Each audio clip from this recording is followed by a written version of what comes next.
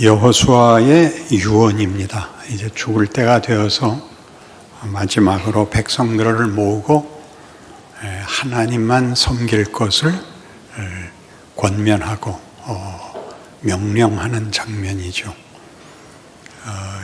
출애굽 역사를 상기시키면서 너희를 구하기 위하여 하나님이 애굽에 어떠한 재앙을 내렸고 홍해를 어떻게 건넜고 광야를 어떻게 건너 여기 왔는가 기억해라. 여기 들어와 보니 여기 원주민들이 섬기던 많은 우상들이 있는데 너희가 하나님을 섬기든지 이 우상을 섬기든지 오늘 확실히 해라. 죽기 전에 분명하게 결말을 짓자고 여호수아가 증언을 합니다. 나와 우리 집은 여호와만 섬기겠다. 너희도 결정을 해라. 그러자 백성들이 모두 우리도 여호와만 섬기겠습니다. 그렇게 대답하는 장면입니다. 그러나 그 뒤를 잇는 구약 역사를 보면 이스라엘은 철저히 실패합니다. 하나님만 섬기는 일을 실패해서 사사기 내내 하나님 앞에 벌을 받아 이웃 나라들의 침입 앞에 고통을 겪어야 했고 열왕기에서도 좋은 왕은 별로 없고 잘못된 왕이 나와서 그 백성들의 신앙을 문란케 합니다. 결국은 바벨론 포로가 되어서 북왕국은 아수르에 망하고 남왕국은 바벨론에 망하는 비참한 국가의 멸망으로 결론 지어집니다. 그러니까 여호수아가 이스라엘 백성에게 너희가 하나님만 섬겨야 되고 하나님의 뜻을 따라야 한다라는 것을 다른 표현에서는 모세의 율법을 꼭 지켜야 된다라고 율법을 지킬 것, 하나님의 법을 지킬 것 이렇게 병행적으로 선언하고 있습니다. 그런데 이 이스라엘의 실패는 뜻밖의 이제 그들은 하나님을 부인했다, 거절했다, 딴 길로 갔다 이렇게 얘기할 때 이스라엘 민족이 아닌 다른 인류에게는 그 일이 어떻게 책임으로 찾아오는가 하면 이스라엘의 실패가 하나님을 섬기지 않았다는 것이 인간의 정체, 수준, 그 품격에서 어떻게 부패했는가, 어떻게 비참하게 되었는가로 성경은 그 사실을 증언합니다. 로마서 1장 18절 말씀인데 같이 찾아보셔야 됩니다. 로마서 1장 18절입니다. 제가 가진 성경은 신약 239페이지입니다. 18절 하나님의 진노가 불의로 진리를 막는 사람들의 모든 경건하지 않음과 불의에 대하여 하늘로부터 나타나나니 이는 하나님을 알만한 것이 그들 속에 보임이라. 하나님께서 이를 그들에게 보이셨느니라.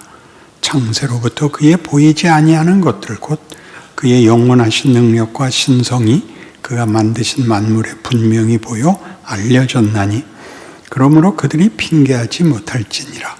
하나님을 알되 하나님을 영화롭게도 아니하며 감사하지도 아니하고 오히려 그 생각이 허망하여지며 미련한 마음이 어두워졌나니 스스로 지혜 있다 하나 어리석게 되어 썩어지지 아니하는 하나님의 영광을 썩어질 사람과 새와 짐승과 기어다니는 동물 모양의 우상으로 바꾸었느니라.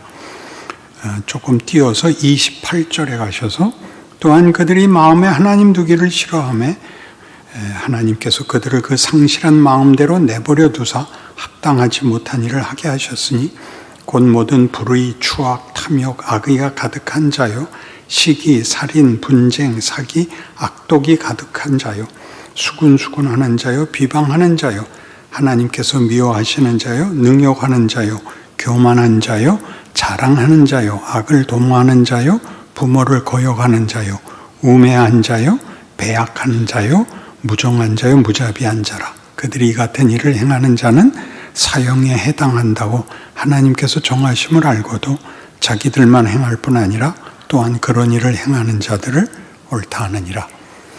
여기에 나열된 목록들은 이스라엘만의 문제가 아니고 인류 역사 전체에 걸쳐서 자행된 현실입니다.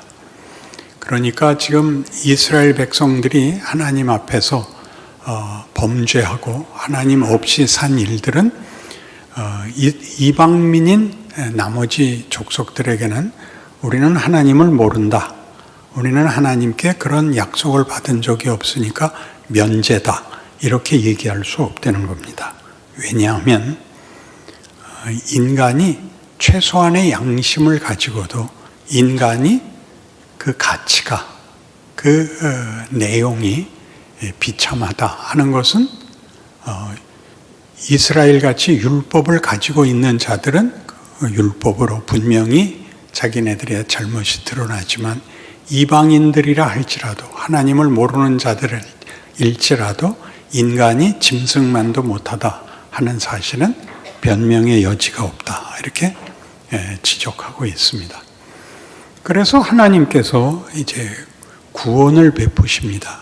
그러니까 기독교란 이 하나님을 떠나서 범죄하고 대책이 없는 인간을 하나님이 그 범죄한 대로 내버려 두어 자기네들의 선택의 결과가 무엇인지를 경험하게 하는 역사를 지나 그런 인간을 하나님이 원래 창조했던 목적대로 되돌리고 회복하고 처음의 약속을 기억하고 결과시키고야 말겠다 하는 것이 기독교 신앙이며 기독교에서 말하는 구원입니다. 우리가 짧게 예수를 믿으면 구원을 얻는다. 예수를 믿지 않으면 지옥 가고 믿으면 천당 간다 하는 것이죠. 이 문제는 그렇지만 조금 더 로마서 3장 한 페이지 넘기셔서 3장 19절부터 제가 읽으면서 구원에 관한 내용을 조금 더 설명하겠습니다.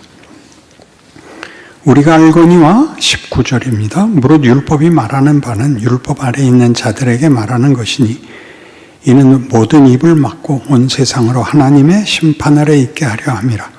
그러므로 율법의 행위로 그의 앞에 의롭다 하심을 얻을 육체가 없나니 율법으로는 죄를 깨달음이니라. 이제는 율법 외에 하나님의 한 의가 나타났으니 율법과 선지자들에게 증거를 받은 것이라. 곧 예수 그리스도를 믿음으로 말미암아 모든 믿는 자에게 미치는 하나님의 의인이 차별이 없느니라. 모든 사람이 죄를 범하였음에 하나님의 영광이 이르지 못하더니 그리스도 예수 안에 있는 속량으로 말미암아 하나님의 은혜로 값없이 의롭다 하심을 얻은 자 되었느니라. 이 예수를 하나님이 그의 피로서 믿음으로 말미암는 화목 제물로 세우셨으니 이는 하나님께서 전에 지은 죄를 간과하심으로 자기의 의로우심을 나타내려 하심이니 곧 이때에 자기의 의로우심을 나타내사 자기도 의로우시며 또한 예수 믿는 자를 의롭다 하려 하심이라. 만만치 않은 내용입니다. 자, 우리는 하나님 없이 살아서 하나님이 우리의 창조 주시고 우리에게 복을 약속하셨고 영광을 약속했는데 우리가 하나님을 외면하는 바람에 우리가 우리의 영광을 걷어찼다. 이렇게 말하고 있습니다. 그래서 하나님은 우리가 배신을 했는데 배신한 우리에게 회개와 새로운 그러니까 올바른 선택을 요구하는 것이 아니라 하나님이 외면한 도망간 우리를 찾아오셔서 우리를 다시 하나님의 그 사람으로 만드는 일을 행하신 것을 하나님의 의라 우리가 보통 말하는 구원이라 그리고 그렇게 하심으로 하나님의 의로우심과 우리의 의로우심을 나타냈다 이렇게 얘기합니다. 그러니까 우리는 하나님이 없으면 우리 인류 역사와 현실에서도 반복적으로 보는 바와 같이 인간은 짐승만 못합니다. 왜냐하면 짐승은 먹고 살기 위한 것 하나, 그러니까 모든 조건이고 또 모든 목적이지만 인간은 짐승에 비해서 인격이 있고 양심이 있고 이성이 있고 뭐 우월한 게 한두 개가 아니죠. 그런데 그 모든 것이 좋은 대로 쓰이는 적은 없고 짐승만도 못한 대로 쓰입니다. 그것은 죄를 짓는 것인데 보복하며 폭력으로 해결하려 하며 빼앗으려 하며 거짓말하며 그리고 너 죽고 나 죽자 라는 생존 경쟁이 전부인 인생이 되고 말았다는 것입니다. 그러니까 여기서의 구원은, 성경이 말하는 구원은 바로 이 비참한 존재에서 하나님이 원래 목적한 하나님의 영광으로 우리를 부른 것을 회복하고 결실하겠다는 것이 기독교가 말하는 구원입니다. 그러니까 제발 이렇게 하지 마십시오. 예수를 믿으면 지옥 가지 않고 천국 간다. 이렇게 간단하게 얘기하지 마십시오. 여기에는 죄를 면하는 것, 벌을 면하는 것만 구원의 내용이 됐고, 구원이라는 것이 하나님의 원래 목적인 인간의 가치와 궁극적 영광을 위하여 속죄도 회복도 있었다라고 얘기하는 것입니다. 그래도 2부에는 여기서 아멘을 했다고요. 우리 모두가 자신의 신앙을 어떻게 점검하느냐 하면 너는 잘못해서 지옥 갈 거야. 너는 벌을 받아도 싸. 그러나 나는 천국 갈 거야. 이 말은 사실은 무례한 말입니다. 잘못한 사람을 정죄하는 것이 우리의 책임이 아니고 우리는 잘못하지 않고 잘하는 게 무엇인지를 해야 되는 사람으로 서 있는 것이 기독교인인데 잘하는 게 무엇인지를 모릅니다. 잘한다는 건 뭐냐? 하나님이 예수를 보내어 우리가 잘못한 것을 책임을 우리에게 돌리지 않고 하나님이 그것을 회복하기 위하여 자기 아들을 대신 십자가에 못 박아 우리를 죄에 대하여 죽고, 여기 죄에 대하여 죽고 사망에 대하여 죽고, 그러니까 소멸과 헛됨에 대하여 죽고 생명과 진리로 살 수 있도록 회복시키며 완성하겠다는 데까지 의지를 갖고 있다. 이렇게 얘기하는 것이 구원입니다. 그러니까 이 시비를 걸지 마세요. 넌 안 믿어서 지옥 갈 거야. 그 말은 절대 하지 마세요. 지옥 갈 건데 왜 그걸 또 밝히세요? 여러분은 뭐가 되어 있는지를 하나님을 모르면 인간이 이럴 수밖에 없는, 현실에서도 비참하고 운명에서도 비참하지만 예수 안에 들어오면 인간이 인간다워진다를 보이셔야죠. 멋있게 구셔야죠. 그래서 우리 이제 이 개신교의 약점은 이 십자가가 속죄의 핵심이 걸려버렸습니다. 속죄. 죄를 면제받는 데에 십자가가 인용이 되고 회복하여 원래의 목적을 만들 기회를 다시 줬다로는 안 가고 있습니다. 알아들으신다. 알아듣지만 따라하기는 싫다. 여러분 살아보면 이제 언제쯤 되면 철이 드냐 하면 80은 돼야 철이 듭니다. 그때쯤 되면 뭘 알게 되냐면 죽음을 눈앞에 놓으면 잘한 것 잘못한 것에 대하여 보복을 할 마음이 없어집니다. 서로 다 죽을 건데 뭘 보복을 하겠어요. 그것이 우리 신자들에게는 우리 인생은 보복의 대상이 아니고 축복의 대상이구나. 하나님은 우리를 예수 그리스도로 말미암아 자기의 자녀로 원래 창조의 목적을 우리의 실패에도 불구하고 뒤집어 기어고 완성하시겠다고 한 거구나를 그때쯤 되면 저절로 알게 됩니다. 근데 문제는 그걸 가능한 한 일찍 아셔야 돼요. 일찍 예수 믿는 것의 그 특권은 인간의 진정한 미덕을 보일 시간을, 기회를 일찍 가지게 되죠. 멋있을 수 있습니다. 인간의 가장 멋있는 것은, 짐승과 다른 것은, 인간은 아량을 베풀 수 있습니다. 용서할 수 있고, 감수할 수 있고, 공감해 줄 수 있고, 위로할 수 있는데 인간의 큰 미덕이 있습니다. 그걸 하나님이 여기 보이는 겁니다. 왜 구원을, 그 아들을 잡아서 우리를 구원하고 완성해야 되는가? 하나님이 우리에게 이렇게 얘기하는 셈입니다. 나는 너희를 만들 때 너희를 나의 영광으로 삼기로 했다. 그리하여 너희는 나의 영광의 찬송이 될 것이다. 그것이 늘 반복적으로 얘기하는 에베소서 1장 3절에서 6절이었죠. 하나님 곧 우리 주 예수 그리스도의 아버지께서 하늘에 속한 신령한 복을 우리에게 주시되 창세 전에 그리스도 예수 안에서 우리를 택하사 그 앞에 거룩하고 흠이 없게 하시려고 그리스도 예수로 말미암아 우리를 자녀로 삼아 우리에게 거저 주시는 바 그의 은혜의 영광을 찬송하게 하려 함이라. 이게 하나님이 창조의 목적입니다. 특별히 우리에 대한 목적입니다.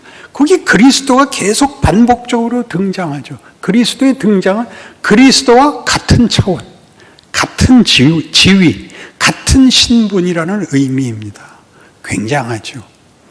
예수님께서 요한복음 17장 같은 데서 아버지께서 내 안에 내가 아버지 안에 있는 것 같이 저들도 다 하나가 되어 우리 안에 있게 하사 하나님께서 나를 사랑하시는 것을, 그죠? 하나님이 나를 저들을 위하여 보내신 것을 알게 하옵소서.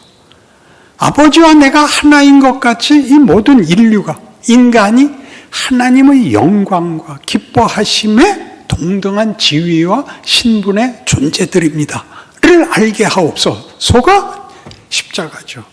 하나님이 얼마나 큰 진정성을 가지고 우리를 구하기 위하여 십자가까지 지게 했는가라는 것이 진정성이라는 데에 초점이 가지 말고 그 진정성이 무엇을 만들려는 진정성인가죠. 무엇을 만들려는 우리를 원래 창조의 목적대로 하나님의 사랑과 기쁨의 대상으로 만들겠다고. 그 기쁨과 대상이라는 것은 사랑을 나누고 믿음을 나누는 대상인데 그것은 주고받는 것입니다.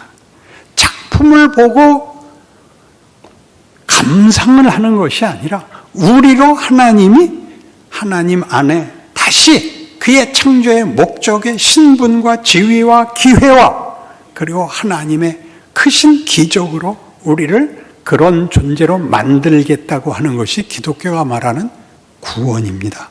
그래서 여기 이제 23절서부터 다시 보죠. 모든 사람이 죄를 범하였음에 하나님의 영광에 이르지 못하더니는 하나님으로부터 끊어지면 진리와 생명의 공급이 중단되면 전기가 끊어진 냉장고 안에 물건이 썩는 것 같이 썩게 되었다는 뜻입니다.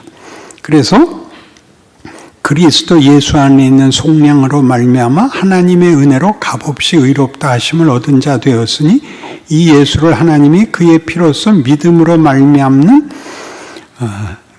화목 제물로 세우셨으니 이는 하나님께서 길이 참으시는 중에 전에 지은 죄를 간구하심으로 자기의 의로우심을 나타내려 하심이라. 곧 이때 자기의 의로우심을 나타내사 자기도 의로우시며 또한 예수 믿는 자를 의롭다 하려 하심이라. 그래서 여기에 의는 정당하다는 합법적, 법률적 용어가 아니고 하나님이 우리가 잘못했음에도 불구하고 처벌하지 않고 원래의 목적을 이루기 위하여 끌어안았다는 표시입니다.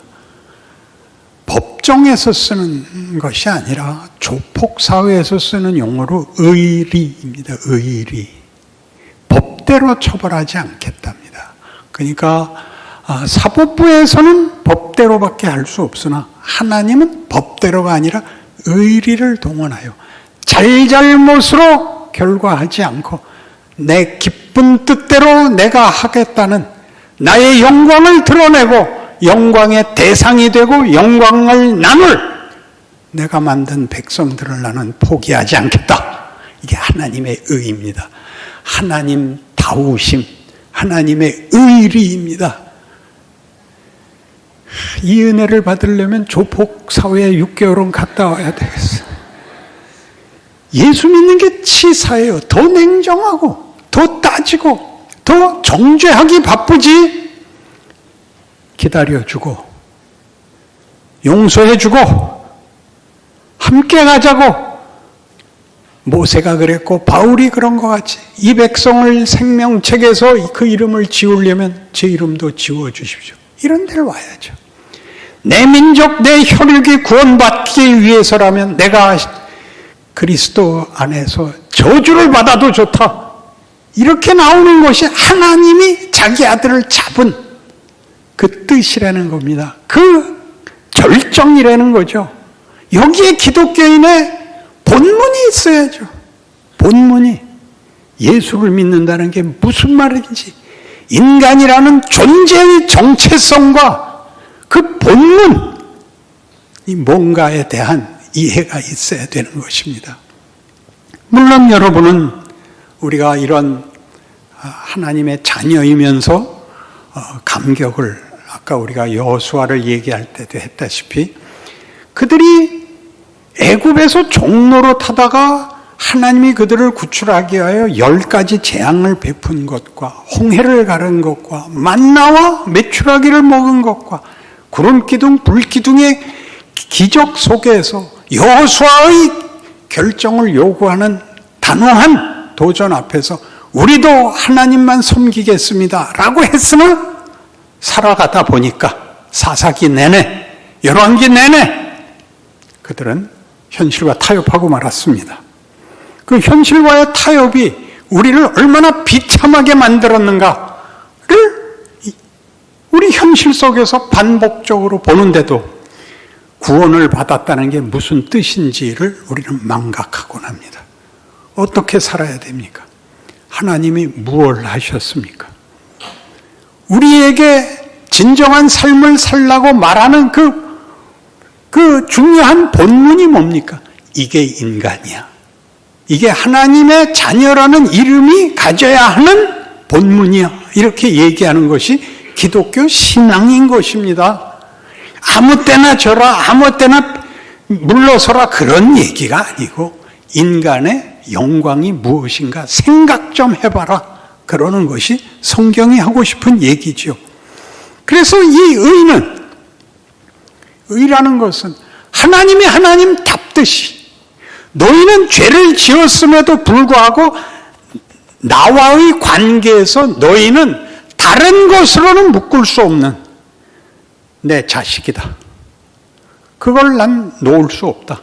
이게 우리의 의라는 겁니다. 우리를 구원하는 것이 우리가 의로워지면 그 조건과 자격 속에서 보상을 받는 게 아니라 하나님이 죄를 지었음에도 불구하고 우리라는 신분을, 정체를, 관계를 자신의 자녀라고 갖고 있는 때문에 우리를 구원하실 수밖에 없다.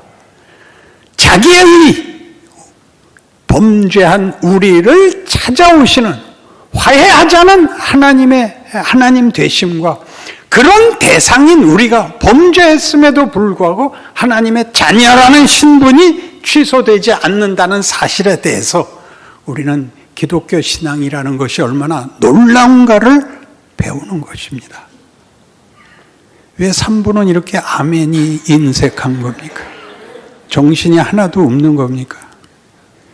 기독교는 이렇게 열심을 내고 믿고 뭘 전도를 하고 기도를 하고 이런 종교적 윤리 도덕을 요구하는 데가 아니라 신분과 정체와 지위와 운명에서 뭐가 다른가를 아는 싸움입니다. 좋게 말할 때 아멘 안 할 거예요 정말? 오장로님이 아멘 하셨으니까 넘어가겠습니다. 이걸 은혜라 그래요. 하나님이 그렇게 작정을 하시고 하나님이 우리를 그렇게 만드셨기 때문에 이 모든 이유와 조건이 성립이 되는 거죠. 그래서 이 은혜로 하나님의 하나님다우심과 우리가 누구인가가 드러나게 되는 거죠. 우리의 신분이, 운명이, 그걸 믿음이래요. 믿음이란 말은 어렵습니다. 신뢰입니다. 신뢰. 그러니까 왜 은혜로 우리를 의롭다 하였다는 이 하나님의 의로움이 나타나고 우리의 의로움이 증거된 것을 왜 믿음이라는 말로 설명하는가? 우리는 믿음이 자꾸 자격과 조건이 되는데, 네가 믿으면인데, 믿으면이란 그런 말이 아니고 상호 간의 신뢰입니다. 상호 간의 신뢰에서 제일 큰 게 뭐죠? 이해관계가 아니고 사랑입니다. 믿음으로라는 얘기는 하나님이 왜 이런 일을 하시는가? 하나님이 우리를 사랑한답니다. 하나님이 세상을 이처럼 사랑하사 독생자를 주셨으니 이는 저를 믿는 자마다 멸망치 않고 구원을 얻게 하려 하심이라. 그 아들을 세상에 보내심은 우리를 심판하려 하심이 아니요 우리를 사랑하시기 때문에 포기할 수 없는 증거니라. 뒷말은 제가 번역한 겁니다. 이게 기독교입니다. 그러니 예수를 믿으면 여러분 이게 내가 죽어도 천국을 가겠구나 이런 간단한 문제가 아니라 나라는 존재론, 나라는 지위, 신분, 현실에서 내가 부닥치는 모든 오늘이라는 경우, 환경, 도전, 위협 속에서 나는 어떻게 이걸 분별하고 판단하고 선택하고 이겨야 되는가 하는 싸움에 걸리는 겁니다. 신앙적이라고까지 얘기할 거 없습니다. 믿습니다를 외쳐야 되는 게 아니라 여러분의 반응이, 그때의 반응이 세상 사람들 모두가 하는 보복과 살육과는 우선 달라야 됩니다. 그들을 이겨갖고는 여러분이 얻을 게 없습니다. 세상은 상대를 죽여야 이기고 상대 걸 뺏어야 나를 채우는데 우리는 상대를 죽이는 것이 우리에게 아무런 도움이 되지 않고 우리의 영혼에 먹칠을 할 뿐입니다. 그래서 나아지는 겁니다. 화를 낼 필요가 없는, 보복을 할 필요가 없는, 폭력을 도입할 필요가 없는, 쉽지 않습니다. 그것이 잘하나 못하나를 보겠다는 것이 아니라 잘할 때까지 넌 죽지도 못한다. 이게 신자의 인생인 겁니다. 몇 살까지 살고 싶으세요? 600살까지? 얼마든지 여러분이 버티면 하나님도 버티실 겁니다. 네가 알아먹고 항복할 때까지 너는 죽을 수도 없다. 우리가 자꾸 일찍 죽고 싶은 이유가 뭐죠? 현실이 고단해서입니다. 왜 이렇게 고단해야 되죠? 로마서 8장에서 하나님은 이렇게 그 이유를 설명하십니다. 지금까지 제가 설명한 것이 이렇게 성경에 나와 있습니다. 로마서 8장 18절. 생각하건대 현재의 고난은 장차 우리에게 나타날 영광과 비교할 수 없도다. 피조물이 고대하는 바는 하나님의 아들들이 나타나는 것이니 피조물이 허무한 데 굴복하는 것은 자기 뜻이 아니요 오직 굴복하게 하시는 이로 말미암음이라. 그 바라는 것은 피조물도 썩어짐의 종로로 단 데서 해방되어 하나님의 자녀들의 영광의 자유에 이르는 것이니라. 피조물이 다 이제까지 함께 탄식하며 함께 고통을 겪고 있는 것을 우리가 아느니라. 그뿐 아니라 또한 우리 곧 성령의 처음 익은 열매를 받은 우리까지도 속으로 탄식하여 양자될 것 곧 우리 몸의 속량을 기다리느니라. 우리가 소망으로 구원을 얻었음에 보이는 소망이 소망이 아니니 보는 것을 누가 바라리요. 만일 우리가 보지 못하는 것을 바라면 참음으로 기다릴지니라. 환난이 왜 있다고요? 겪는 겁니다. 뭘 겪죠? 인간이 어때야 되는가를 세상이 요구하는 것과 하나님이 요구하는 것 사이에서 갈등을 겪는 겁니다. 이건 더 이상 못 참겠다. 나도 한 방 갈겨야겠다. 다 허락이 됩니다. 다 허락이 돼요. 죄 짓는 것 허락이 됩니다. 그래서 배우십시오. 그것이 얼마나 치사한지를 배우십시오. 그래서 나아지십시오. 여러분이 잘못한 것을 회개하는 것으로 끝나는 것이 아니라 그 모든 것이 여러분을 세상에서 요구하는 것과 협박하는 것을 넘어서는 자리로 오게 하십시오. 그게 성경이 요구하는 것입니다. 그걸 뭐라 그래요?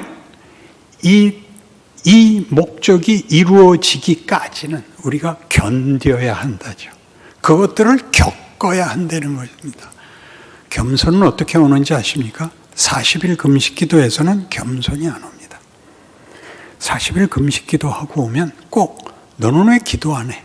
이따 우러나오지. 40일 금식 기도는 겸손을 만들지 못합니다. 뭐가 겸손을 만드는가? 자기가 최악의 자리에 들어가 봐야 내가 이럴 수가 있단 말인가? 내가 이렇게 치사하단 말인가의 자리에 가야 비로소 모든 사람이 쟤는 나보다 낫다. 최악의 사람도 나보다 낫다를 배웁니다. 하나님이 우리를 구하기 위하여 우리의 처지에 찾아와 우리 편을 드는 것 같이 찾아오신 하나님을 붙잡아 하나님이 우리를 어디까지 부르고 계시는가를 따라오라. 이게 현실입니다. 그러니 밤낮 하나님 세상 살기 어려워요. 얌전히 살 수가 없고 신앙을 지킬 수 없어요가 아니라 하나님 오늘 하루는 뭘 하시겠습니까? 내가 어떻게 하면 좋겠습니까? 힘을 주옵소서.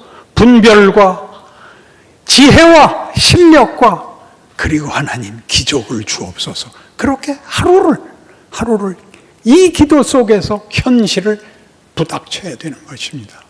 그렇게 하면 시간이 결단코 헛되이 흐르지 않고 나를 만든다는 사실을, 그리고 하나님의 심판을 미루고 계시는지를, 우리의 영광을, 우리의 자랑을 하나님이 마음껏 우리에게 담으시기 위하여 이 시간을 주셨다는 걸 깨우치는 감사의 하루들이 되실 겁니다. 이 약속이 여러분의 이제부터의 생애에 실천되기를 바랍니다. 기도하십시다.